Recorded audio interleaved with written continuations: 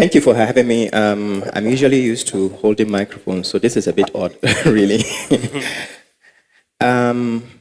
Right, so what's the first question? The first question was, what do I intend to do as far as my organization is concerned, NACA? As you're probably aware, NACA was created by an act. We're just about 10 years old, but we started off as a committee. And I was approached, I think, around April, May, with initial discussions about whether or not I wanted to come over to help with the HIV response in Nigeria. And I thought about it. I looked at the NACA website, and I just couldn't make up my mind. And then by the time I made up my mind, it was too late. It had already been made up for me because the announcement had gone out. So, but then that's how Nigeria works. Everything is last minute. So I came in, and the first thing I noticed with the systems in this country is that it's very adversarial. People tend to really defend their turf, and you defend your turf not on the basis of what you necessarily believe in is in the best interest of the country or it's in the best interest of the community. No, simply because it's in the best interest of you as an individual or as a small team. And I think that's what we've really got to change. When I started, I realized straight away there were issues. There were issues with regards to the HIV national response. There were issues with regards to the fragmentation of the delivery itself. We have a lot of people dealing with HIV in Nigeria, ranging from the states to the federal government and to the NGO sector and stakeholders. But I'm really sorry to say a lot of the response is driven by interest that may not necessarily be for the collective good. The first challenge I had to do with determining the prevalence of HIV in Nigeria. There were so many figures being bandied around. I know there were NGOs that had been given specific targets that they couldn't meet in terms of prevention of mother-to-child transmission or HIV counseling and testing. So my first priority when I started really was to define the extent of the problem. Do we have a problem with HIV in Nigeria? Yes. Where is the problem? Well, we think the problem is probably in pockets, concentrated epidemics here and there within the country. But it's certainly not a generalized epidemic. I don't believe it is.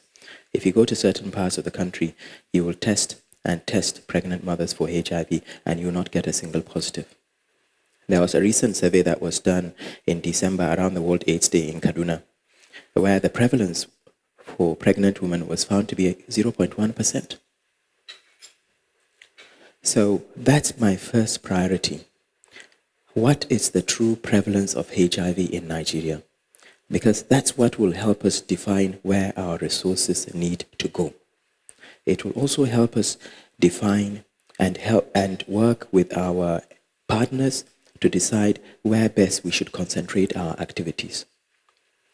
So that's priority number one. Priority number two has to do with prevention of mother-to-child transmission.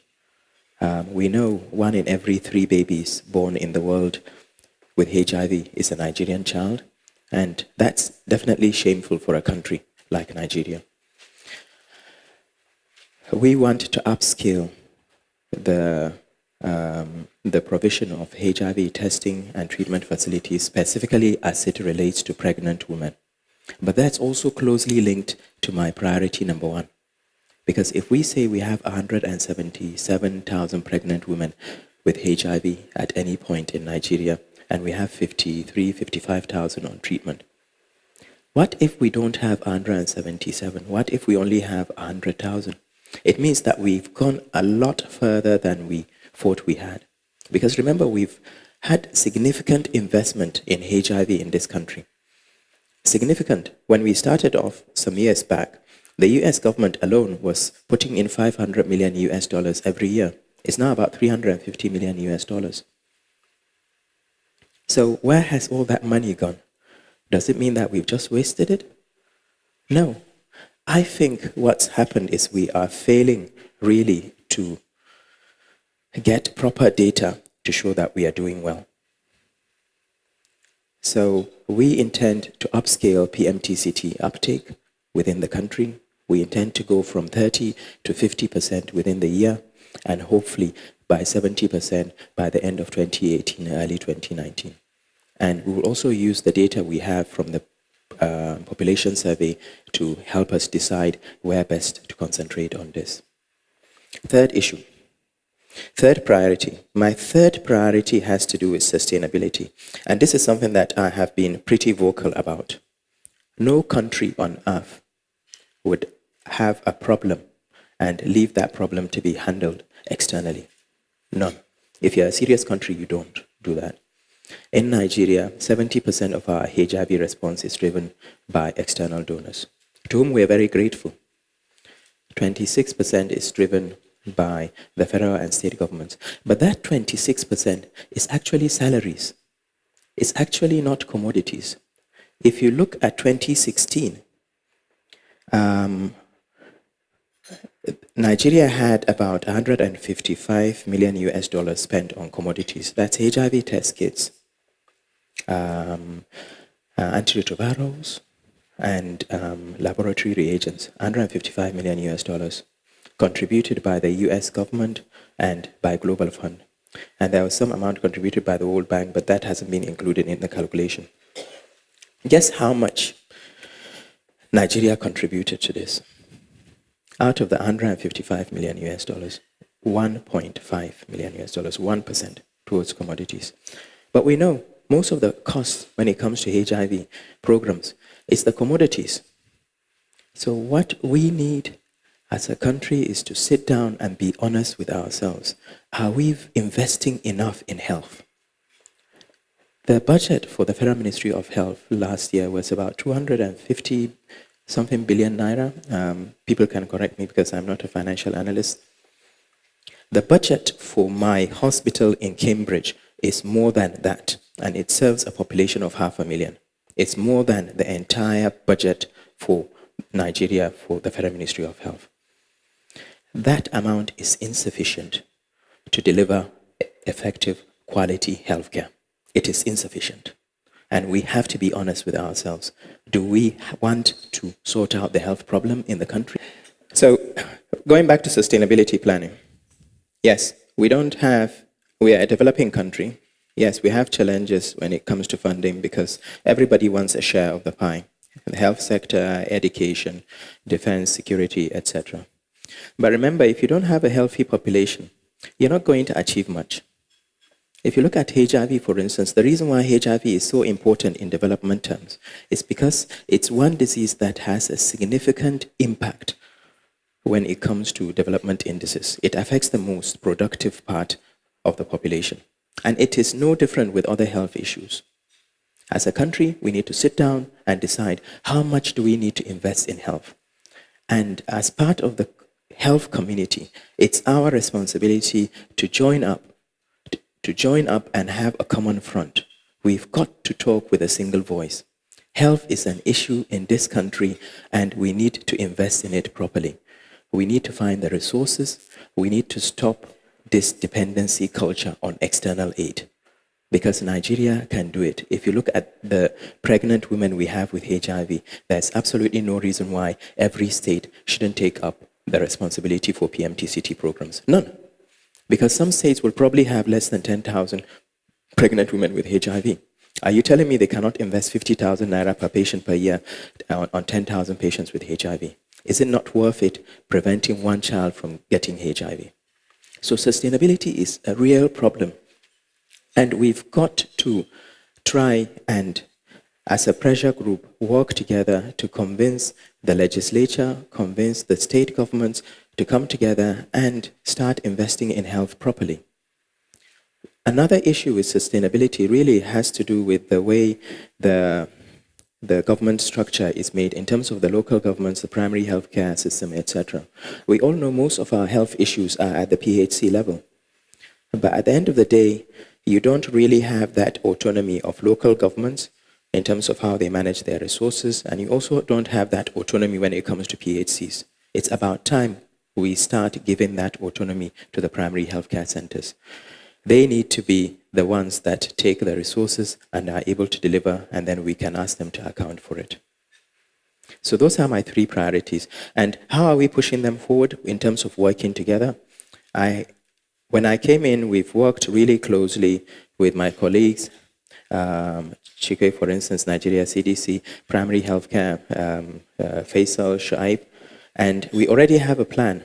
So when it comes to primary healthcare, for instance, we know the Federal Ministry of Health is trying to renovate primary healthcare centers, and NACA has committed to helping with the capacity building program for those healthcare workers for every PHC that's renovated. So that's a very good way of working together. My good friend Osman Yusuf has promised me some money. I'm yet to see any. But health insurance is really the key to unlocking the delivery of health services in this country. It really is. And it shouldn't be limited to just government workers, because at the moment, NHIS is mostly government workers, isn't it? And the state governments are introducing their own health insurance schemes, but they are mostly targeted at government. That's wrong. What percentage of the population are government workers? So we need to start educating people, on why it is important to have health insurance. You put in a small amount, and when the time comes when you're sick and you don't have the resources, the health insurance scheme will kick in. But that's really critical, because when I looked at the PMTCT side, the biggest barrier I could see was the fact that women were being charged for antenatal services. If we had free antenatal care, it will help significantly in driving the PMTCT program. Significantly.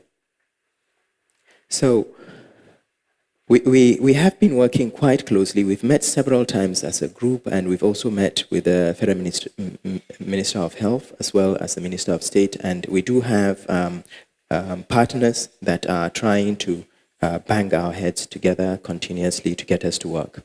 And I'm quite happy to say that we have a pretty cordial relationship among us. It's a very competitive one, but competitive in healthy terms, not as adversarial as I think other sectors of the country. So that was the second question. And then the third question had to do with how are we accountable to the people who appointed us? Well, not really the people who appointed us, because it's actually the country. Because the way I see it is, governments come and go. Today you're appointed, it doesn't really matter what party, etc. At the end of the day, I'm here, my constituency, as far as I'm concerned, my constituency are people living with HIV, full stop. There are people living with HIV and those that have been affected indirectly by HIV, maybe their relatives, etc. And that's my constituency. And I can tell you that as far as transparency and accountability is concerned, we are running a tight ship, and we intend to run a tight ship. I would take responsibility for my actions. If I do anything wrong, I will raise up my hand and say, yes, I've done it wrong. If you feel that I am not doing the right thing, I'm quite happy to be told off. But more importantly, if I know I have failed the system, I'm not going to stay, because I'm not the only person who can do this job. No. So as far as I'm concerned, I'll be held accountable, and I will be accountable for my actions to the people of the country and to those living with HIV primarily. Yes, I'm a government official, and I'm here to push government agenda, but who dictates that government agenda? It's the people who vote for the government. And therefore, we should be accountable across the board. It's a different regime. We are trying to push change. Some of us have come from different systems, and those systems have processes in place, and those processes need to be followed. When I came in, one of the first things I noticed in Nigeria is it's not that we don't have processes. People kept on asking me, well, do you have this policy? Do you have this policy? We all have them. But what's the problem? The problem is following those rules. People tend to take shortcuts. People don't like following rules. And that's what we have to enforce. If it says for you to go from A to B, you have to follow this route, then as far as I'm concerned, you've got to follow that route. unless you have a very good reason not to. And if you have a very good reason not to, you've got to find the necessary approval not to do so. So, in summary, I think I've taken more than 7 minutes, but this is a completely different time period. It's a different environment. We've got a leadership that hopefully will continue to push forward the health agenda. We will do our very best to deliver on the mandate we've been given. Thank you very much.